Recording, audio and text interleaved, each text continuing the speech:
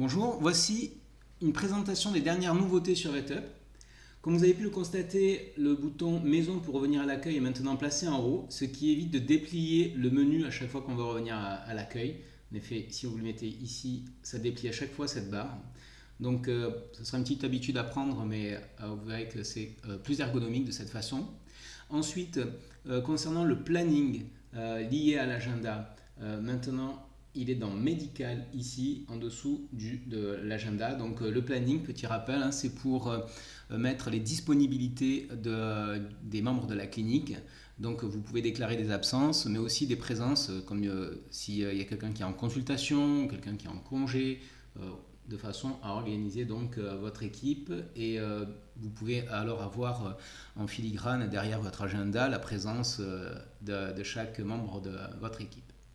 Ensuite, concernant les finances, on a déplacé tout ce qui est règlement différé dans règlement. Maintenant, il n'y a plus que règlement et on a fusionné l'écran de façon à avoir ici uniquement les paiements différés.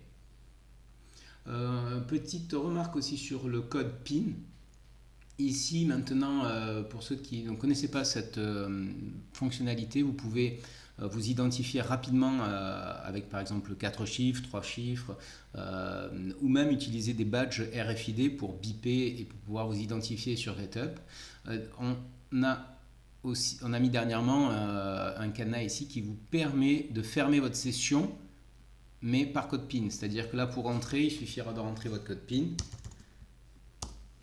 et vous revenez sur votre session.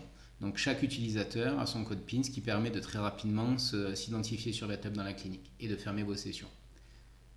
Vous avez peut-être aussi vu l'application Hospit qui a fait son apparition ici. Vous pouvez aussi accéder aux fiches Hospit par ce biais-là. L'application Hospit, ça permet de créer des tâches pour chaque animal qui est hospitalisé.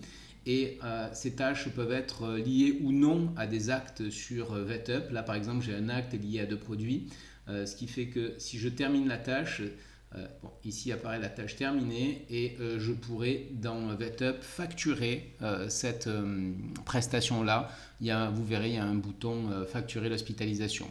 Il y aura plus tard une vidéo de démonstration sur cette application d'Hospit.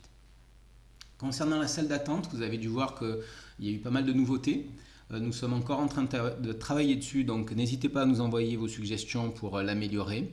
Vous pourrez trouver une vidéo sur cette nouvelle salle d'attente ici dans les actualités. N'hésitez pas à regarder, on ajoute ici les dernières vidéos sur les mises à jour du logiciel.